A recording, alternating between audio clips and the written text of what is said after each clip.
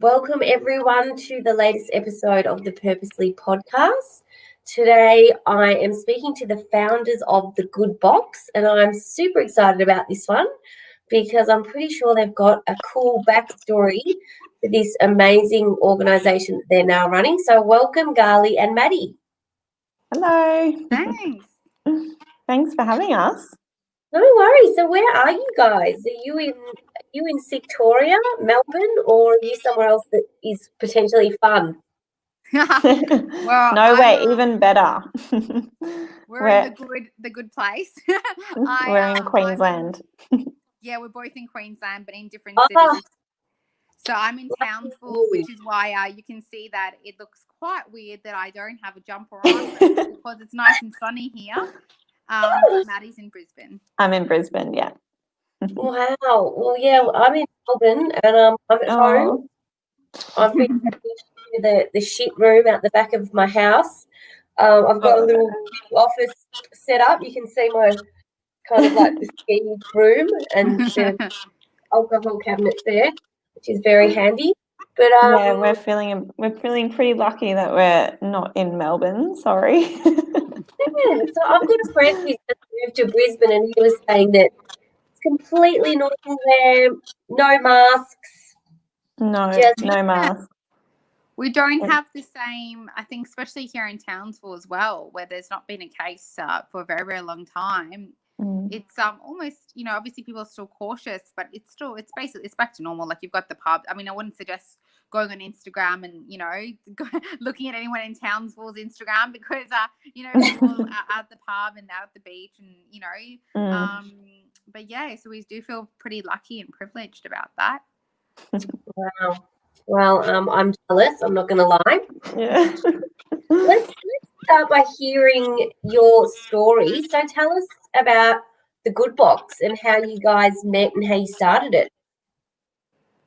Cool. Well, I can take this one, girls. Yeah, I was going to. Yeah.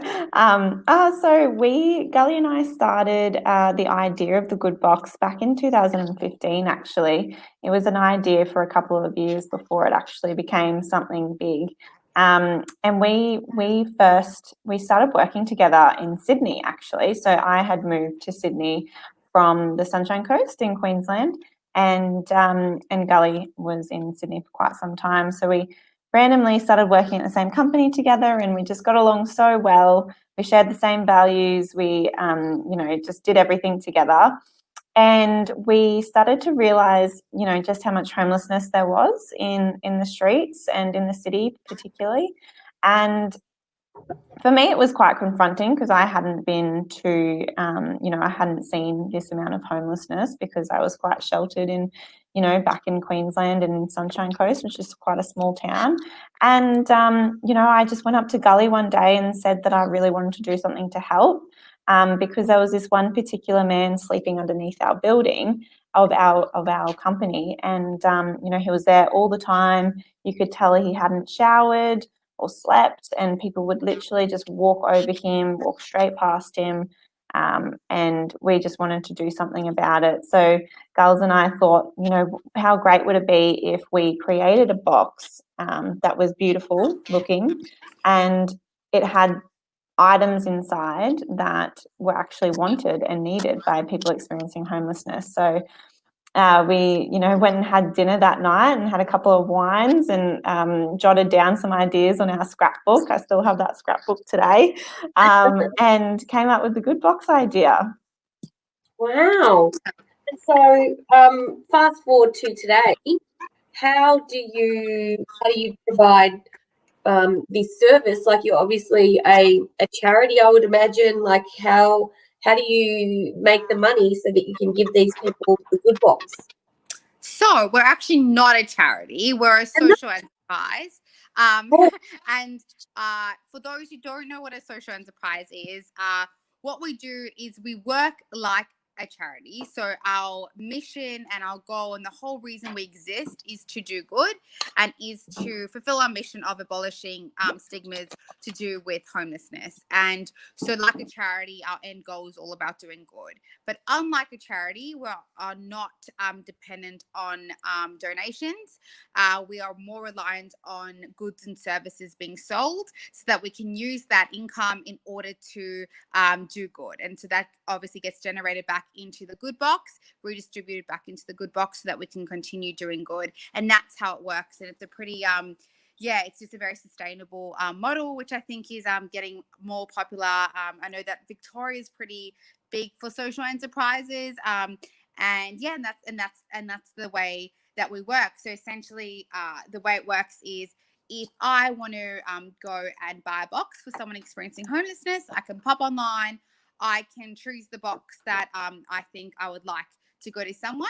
I could either get that sent to me and I can go and give that directly to someone experiencing homelessness, or I can go and give that box, or I can opt for it to go to one of the Good Box charity partners. And the Good Box goes and we pack the boxes and we go and send that to one of our charity partners in need. And we also do education sessions for corporates and for schools and teach them about homelessness as well, which is all part of our mission. So essentially, for every box that's sold, that money then goes back into the Good Box so we can keep doing good and we can keep on our mission. So Amazing. That's the way that we work. So cool. I love it. And so many young millennials I speak to are operating social enterprise. It's really about not being in something to make money and to be rich and famous. It's about giving back and making the world. And so what's been some of the biggest challenges that you guys have faced along the way? So how many years have you been working together now? So we launched officially in March 2019. So it's only been just over a year since we've officially launched. Some big challenges for us, I guess, have been, girls, you've got a better memory than me. I'm a bit mush at the moment. So much has happened.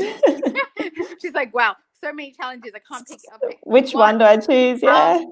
I think that the truth is when we first started, if I'm being honest, like the two of us were in our early 20s, so I'd say we started around 3.5 years ago, the idea, right? And so 3.5 years ago, we're still considered in our early 20s. Now we're not. But we were still considered young back then. And we being two young women, I think the challenge was sometimes, especially that we came from different industries as well. There was a bit of, what do you know? And so we had to really push and persist in order to be taken more seriously. And we're so lucky that we found partners, both corporate, charity, other organizations who really believed in us and have really helped us to pave the way. And so that was definitely a challenge, but definitely something that when you find the right people and you work with the right people, that it's no longer a challenge. Yeah, it took us a while to realize that people's advice wasn't necessarily the correct advice. And because we were so inexperienced, I guess, we kind of started off just taking everything on board.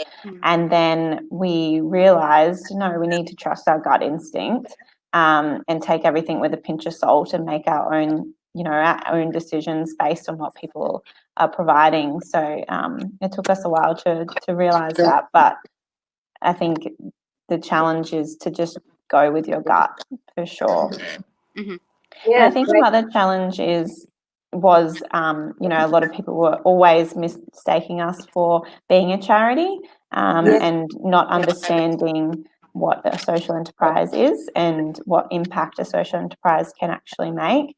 So explaining that was quite challenging, but I think, as Gal said, it's getting more and more known and accepted and becoming quite a popular sustainability route for businesses.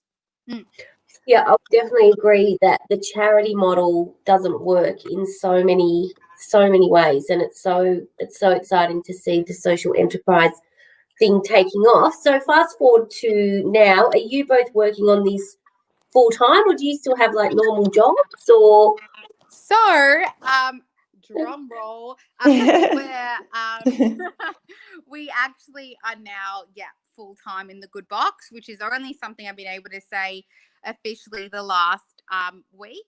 Last 2 weeks, I would say, which is really, really exciting. Everything we've done has been working towards this moment.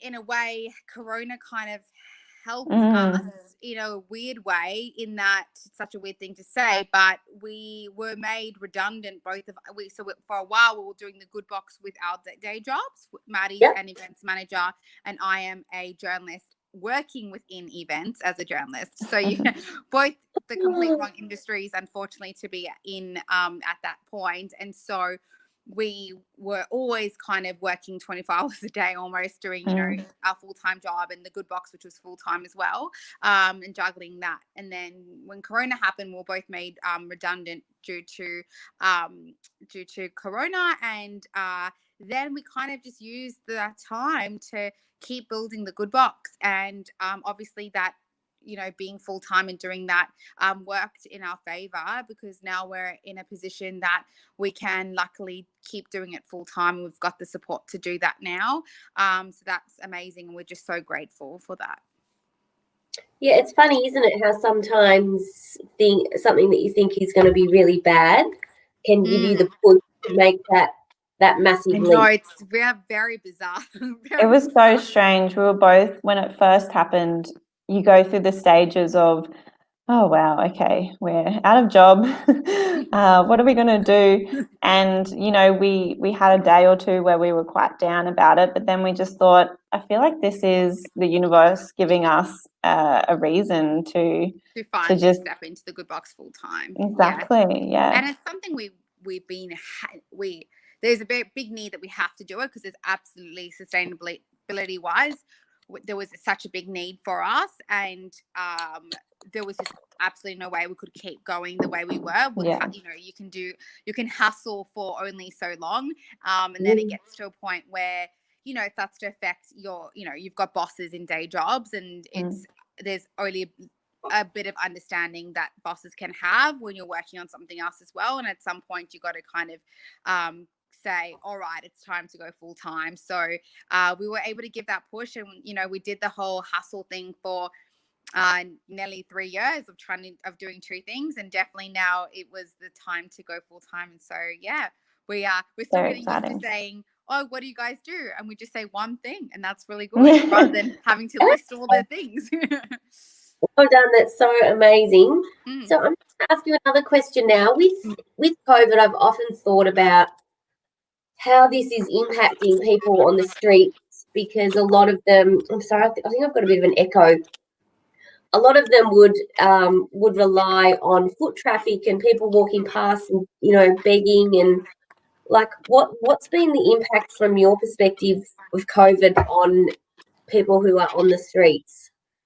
So people, it's interesting. I actually just had a chat with a charity partner about this, and I guess it honestly depends on the city, and it depends on the type of homelessness you're experiencing at that time. So because there's all different types of homelessness, you can be sleeping rough, which means that those are the people you're seeing, or you could be in overcrowded dwellings, which obviously is really big risk in Corona times, or you could be in emergency accommodations, and these are all be in cars or couch surfing.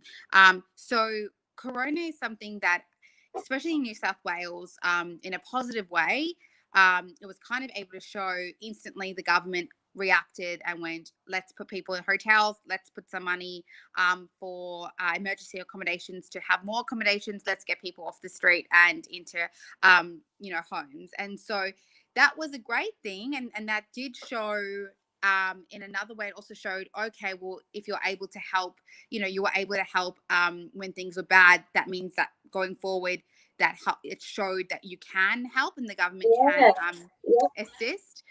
So that will be really interesting to watch, and I really hope that keeps up.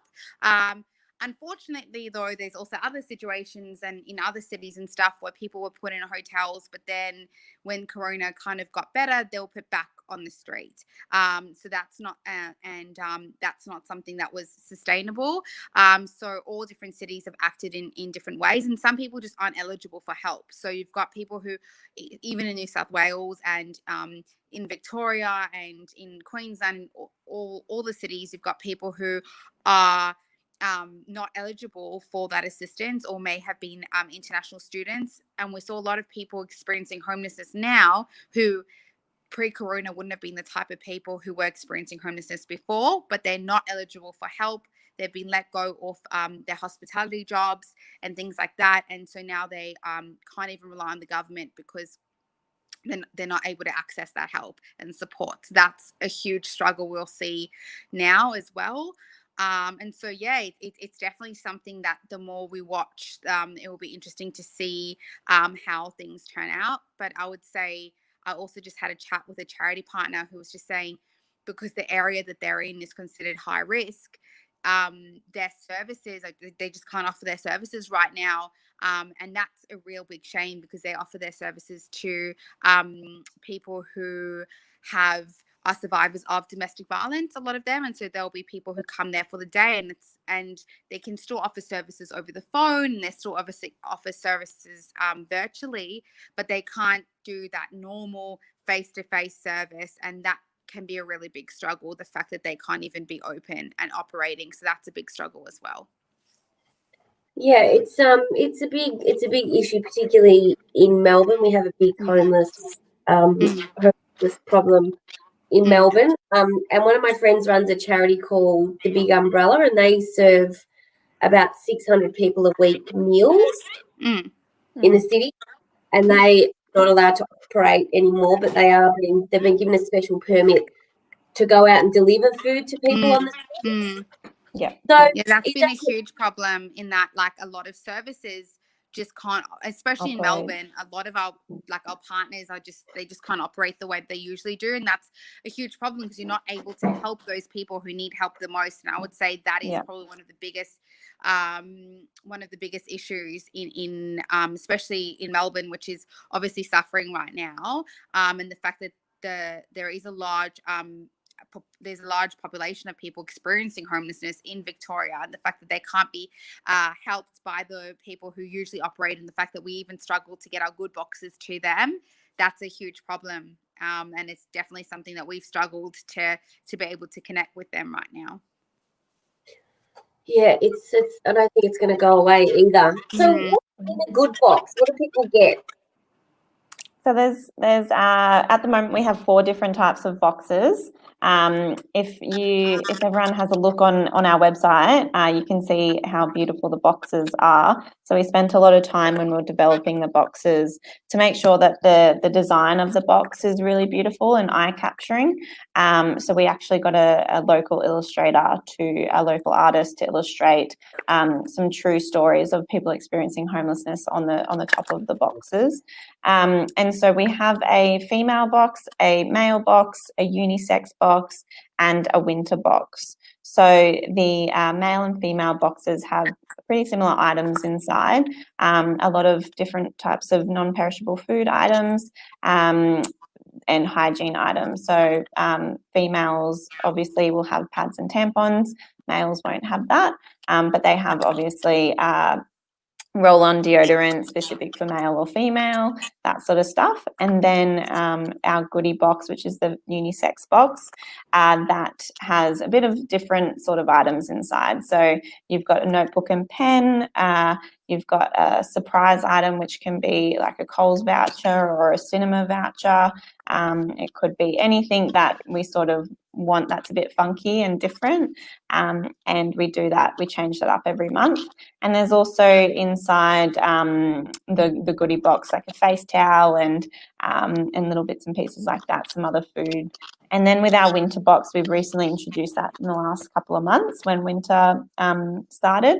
So that has a nice hoodie inside, a warm hoodie with a beanie, a pair of cool winter woolly socks, lip balm for chapped lips, and some soup and hot chocolate sachets. So, and the items do, we're all constantly developing the items. We're constantly asking our friends who experience homelessness what they want and need inside and if it's relevant.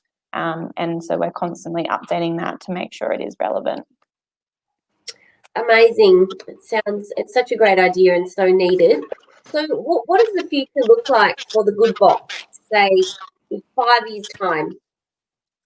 Well, I think at this point we're really hoping that we're able to get staff on board. So what we're hoping in 5 years looks like is that we have our own headquarters where we have a nice big team of staff, and that we're able to obviously offer more services, so different types of boxes, offer services where we can employ people experiencing homelessness and train and obviously expand those education programs to schools and to corporates. And I really hope that in 5 years' time, it's more about education. We have less people who actually need the boxes. Because as strange as it sounds, I guess the hope is that you're not needed anymore. The hope is that you won't be needed in that way, and that you will have to change in order for it to be more about education or more about employment, and rather than having to give out as many boxes. You kind of hope that won't be the case. But that's what we see for us in 5 years. We really hope that, because our whole thing is the box isn't just a box. It's really about creating a conversation and creating that communication, connecting the disconnected. So we hope that that purpose is fulfilled, and the boxes are creating more communication and, more connections, and people experiencing homelessness are starting to accept help and get themselves off the streets, get themselves into accepting services and help. So and that's the goal for us.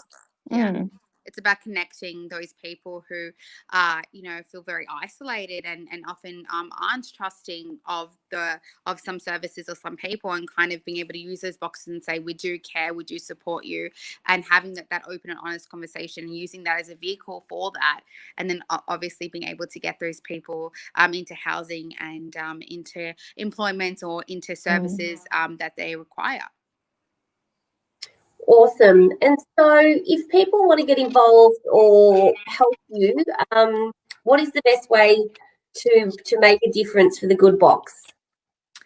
So best way is if you head to our website, www.thegoodbox.com.au, or you follow us on socials at The Good Box Enterprise at Instagram, Facebook, or LinkedIn. But best is if you go onto our website, you'll go to the shop page where you can purchase a box that you can give directly or to our charity partners, and you can see all the details there. And if you want to volunteer in Brisbane or virtually, you can go to the Get Involved page. And if you are corporate and you want to get involved in corporate branding of the boxes or in education programs for corporates, or your school and you want the education programs for schools, you just go to you'll see our engagement programs there as well. And so I would say our Get Involved page, our engagement programs page, and our shop page are all the three places to go to. And the cool thing is that purchasing a box is a really big difference for a really small donation. A box is only $19.99, and it includes first-hand quality items inside.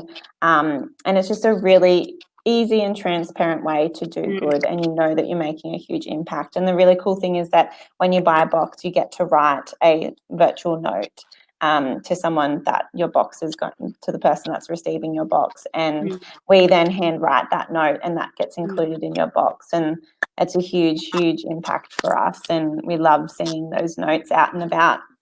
And the people love receiving the notes. I mean, I think when we were on the project recently, I think you would have seen Mick, one of the men that we gave a box to, and he saw a note that was written by a student that we put the note in the box. And when he opened the note and he read it from the student, he just got really teary and he got really emotional. He put that in his pocket and he said, "This is what every time I'm feeling down, I'm going to read this note." And so it really goes a long way, and it really helps a lot. Beautiful. It's such a big thing, human connection, and everybody needs it. And I think that I often see people on the street who, yeah, you're right. Nobody looks at them. Nobody wants to look them in the eye, and they just want to feel like they're a human being and that they're seen. So what you're doing is such amazing work, and you guys should be so proud of yourselves. Thank you. It's amazing. And so, where's the headquarters going to be? In Townsville or Brizzy? Definitely Brizzy. Brizzy. Maddie currently works out of one of our charity partners at their Headquarters. office, and we run a lot of our box Pack packing days. all that out of them, which is just wonderful and absolutely kind and amazing of them. And I work currently out of my house. But we do hope that we'll all land up in Brisbane, and that's where the headquarters will be. Awesome. And who are your charity partners? Who do you work with primarily? Gals, you can take that one. Oh yeah, okay. I'm giving you the floor. So we've got Orange Sky Australia, who are our charity partner, and they're just absolutely wonderful. And we've got Jewish House in Sydney, who are non-denominational and have emergency accommodation for people experiencing homelessness. We also work with Bed Down. We work with Yumba Meta.